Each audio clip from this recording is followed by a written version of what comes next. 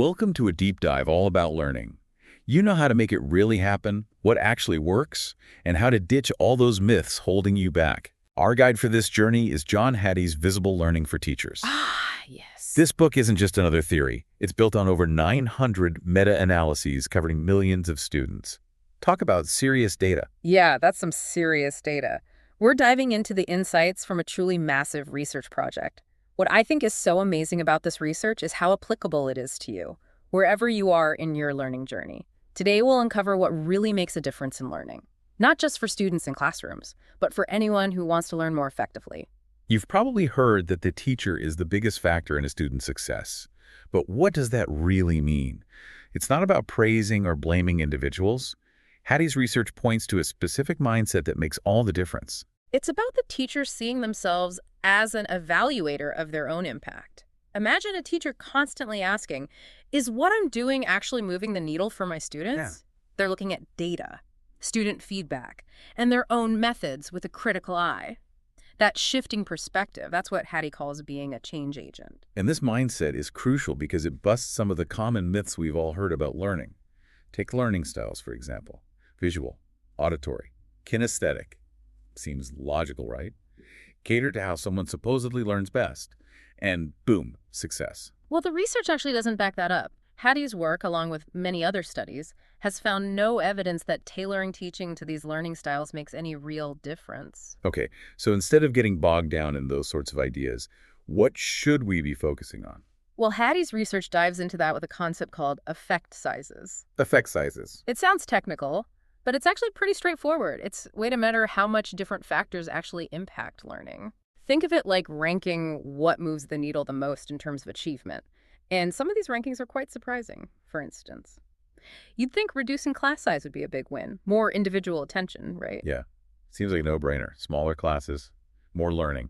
But the effect is actually pretty small. It turns out pouring tons of money into smaller classes may not be the best use of resources. The effect size is only 0.21, which is far less than other strategies we'll be talking about. Wow. So what does have a massive impact? One of the most surprising findings was that self-reported grades had a huge effect size, a whopping 1.44. That means students are incredibly good at predicting their own success. That blew my mind. Why do you think that is? It's a fascinating insight into the power of self-belief. It's not just that students know where they stand, it's that their belief in their abilities can actually drive their success. If you believe you can achieve something, you're much more likely to put in the effort and persevere through challenges. It all comes back to that growth mindset. That's such an important takeaway for anyone trying to learn right. Your belief in yourself actually plays a massive role. But self-belief isn't the whole story. What are some of the other high-impact factors Hattie uncovered? Well, right up there with self-reported grades are things we often take for granted. The quality of teacher-student relationships and the power of feedback. They have effect sizes of 0.72 and 0.75, respectively. Okay, let's unpack WHY. Those two things have such a big impact. We all know that feeling of connecting with a teacher who believes in you, right? But how does that actually translate into better learning? It goes deeper than just feeling good. When there's mutual respect and a sense of trust, you're more likely to take risks in your learning. You ask questions without fear. You're willing to try new things. And you push yourself beyond your comfort zone. And when it comes to feedback, we're not just talking about grades or a good job sticker. Exactly. Effective feedback is about pinpointing strengths and areas for growth. It guides you toward what to focus on next. It helps you see the path forward, not just dwell on past mistakes. And the research shows that students are most receptive to feedback that's forward-looking, specific, and constructive. Okay, that makes sense. But there are more surprising findings in these effect sizes. Another one that stood out to me was ability grouping. You'd think that putting students with similar abilities together would lead to better outcomes. It seems intuitive, right? Tailor the pace and level to a more homogeneous group. But again, the research paints a different picture.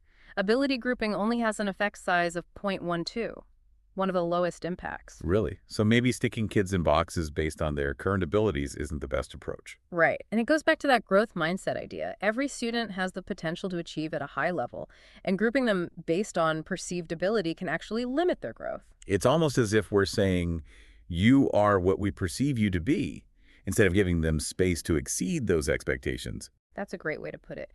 It's about fostering an environment where all students feel challenged and supported to reach their full potential. Now, speaking of challenge, Hattie has a lot to say about how important the right kind of challenge is for learning. Absolutely. He argues that setting appropriately challenging goals is essential for engagement and motivation. The sweet spot seems to be around tasks being 90% knowable. So not too easy that it's boring, but not so difficult that it's discouraging. What happens when you hit that 90% knowable mark? That's where the magic happens. Students feel motivated, they enjoy the challenge, and they're more likely to stick with it even when things get tough. And for reading, that knowable percentage jumps even higher to 95, 99%. It seems we need a lot of familiarity to stay engaged with what we're reading. Fascinating. This idea of challenge ties directly into another one of Hattie's big ideas. Deliberate practice. It's not just about putting in the hours, right? Not at all. Deliberate practice is about focused, intentional effort directed toward a specific goal. It's about identifying your weaknesses and working strategically to improve them. So it's about working smarter, not just harder.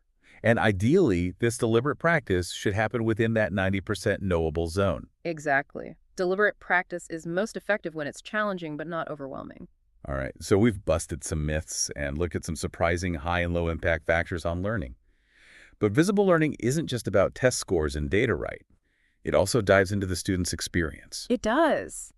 Hattie argues that student-centered learning is crucial. He talks about creating an environment where students feel warmth, trust, empathy, and positive relationships. So it's more than just delivering information. It's about creating a space where students feel safe to explore, make mistakes, and grow.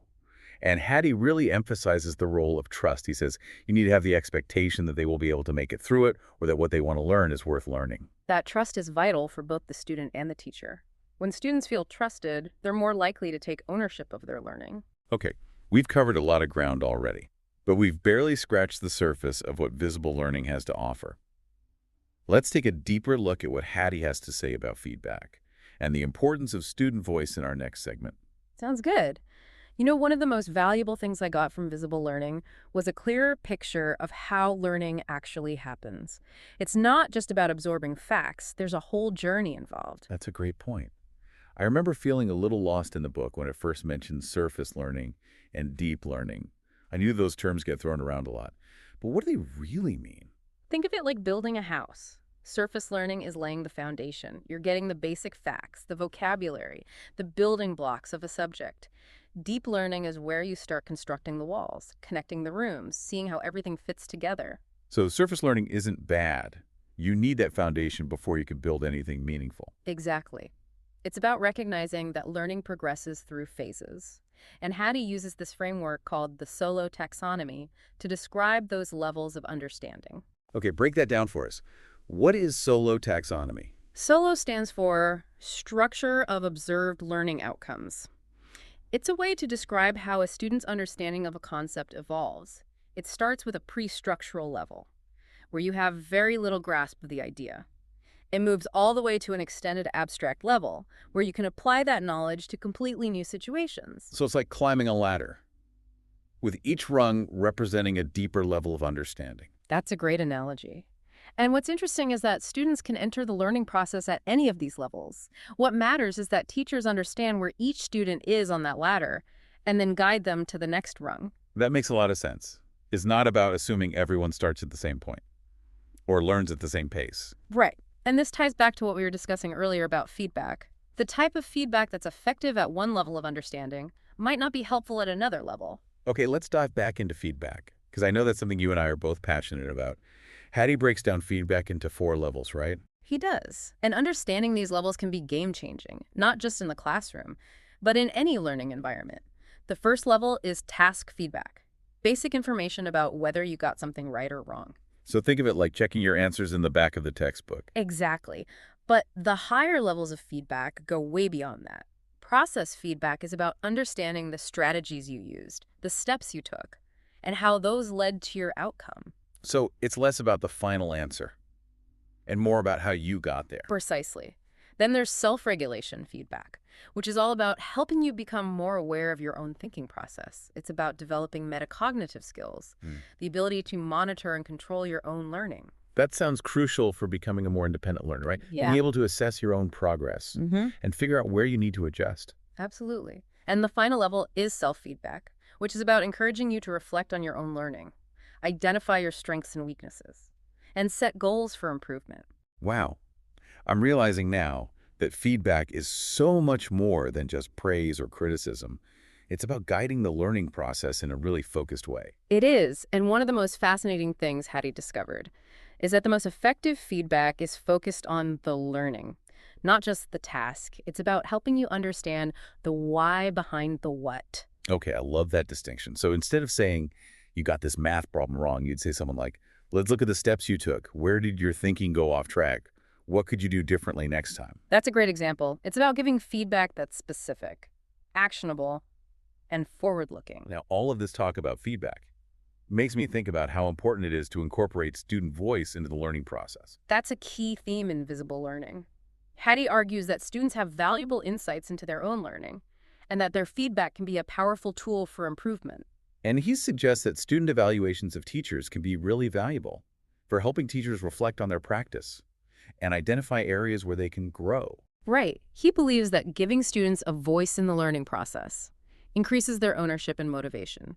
It's about moving away from a top-down approach and creating a more collaborative learning environment. I love that. Now, before we go any further, there's a concept in the book that I want to unpack, the idea of a student's catalyst for learning.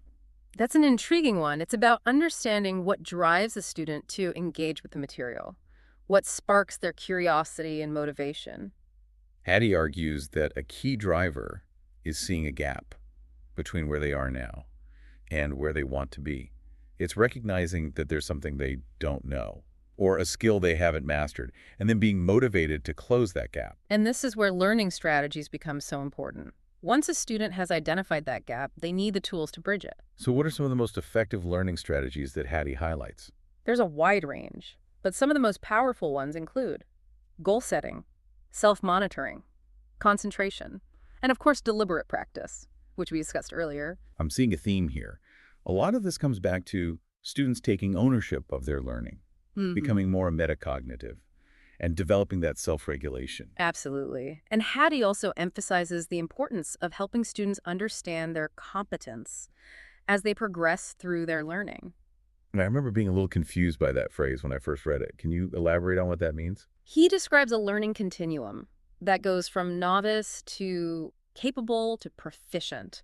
It's about helping students develop a realistic understanding of their own abilities and how they're progressing along that continuum. So it's not just about being good or bad at something. It's about recognizing where you are on that journey of mastery and then focusing on taking those next steps. Exactly. And the teacher's role is to guide students along that journey, helping them identify their strengths, areas for improvement, and celebrate their progress. And this ties back to the importance of feedback. Providing students with clear and specific feedback on their progress helps them develop that accurate sense of their own competence. It does, and it also highlights the importance of understanding the phases of learning and the solo taxonomy. Students need feedback that's appropriate for their current level of understanding. Okay, that's making a lot more sense now. But there's one more piece of this competence puzzle that I found intriguing. Hattie mentions that sometimes students need to unlearn or even go backwards before they can move forward. What's that all about? Think of it like having to demolish a poorly built section of a house before you can construct something stronger in its place. Sometimes students come to the classroom with preconceived notions or ineffective learning strategies that are holding them back. So it's about helping them identify those roadblocks and then develop more effective approaches. And it seems like this would require a lot of trust between the teacher and the student.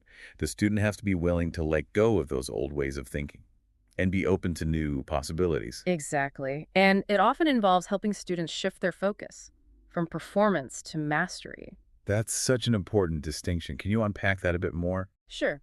Performance motivation is all about achieving a certain outcome or grade. It's that extrinsic reward that drives some students. Mastery motivation, on the other hand, is about the intrinsic satisfaction of understanding the material, developing skills, and becoming more competent. It's about loving the learning process itself. So it's about shifting the focus from the end goal to the journey itself. Exactly. And Hattie's research shows that students who are motivated by mastery are more likely to persevere through challenges, embrace feedback, and ultimately achieve at a higher level. That makes so much sense. It's about finding joy in the learning process, not just the destination. And I can see how a supportive learning environment where mistakes are seen as opportunities and feedback is focused on growth, would really nurture that mastery motivation. Absolutely. It all comes back to creating that culture of learning that Hattie emphasizes throughout the book. Now, before we shift our focus to the role of school leadership in fostering this culture of learning, I want to revisit the concept of feedback one more time, because it's such a powerful lever for student achievement. We've talked about the 4 levels of feedback, but there's another fascinating insight from Hattie's work that I want to share. He discovered that students actually have very specific preferences when it comes to the kind of feedback they find helpful. That's right. It's not enough for teachers to simply offer feedback. They need to deliver it in a way that resonates with students and that they can actually use to improve. So what did Hattie's research reveal about how students perceive feedback? He found that students overwhelmingly want feedback that's forward-looking, specific, and constructive. They want to know what they can do to improve, not just dwell on what they did wrong. That makes a lot of sense. It's about empowering them to move forward in their learning. Exactly. Yeah. And it's about framing feedback as a gift, not a punishment. I love that framing. It's about seeing feedback as an opportunity for growth and improvement, not a judgment of their abilities. It is, and when feedback is delivered in this way, it can be incredibly powerful in helping students learn and grow. Now, one thing that really stood out to me in visible learning was Hattie's emphasis on the importance of errors. He actually encourages teachers to welcome errors. That might seem counterintuitive at first, but it makes a lot of sense when you think about it. Errors are simply opportunities to learn. So it's about shifting the mindset from seeing errors as failures to seeing them as valuable learning experiences. Exactly.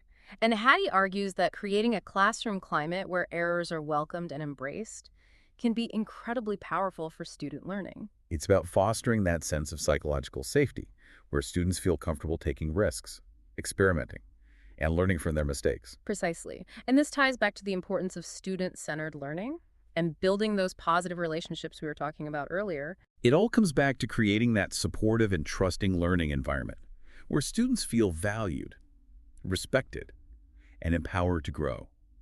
It does feel like it all comes down to creating the right conditions for growth to happen. And speaking of conditions, let's talk about the whole school environment.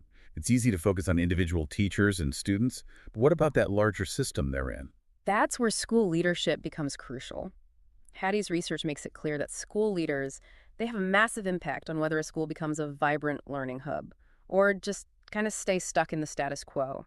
He uses this term, instructional leader, to describe the kind of principal or administrator who really makes a difference. What exactly does an instructional leader do? Well, they're not just managing budgets and schedules. They're deeply involved in the learning process itself. They have a strong understanding of curriculum. They can observe teachers and provide meaningful feedback. And they create an environment where teachers feel supported to experiment and grow. So it's about fostering that culture of continuous improvement, not just for students, but for the whole staff.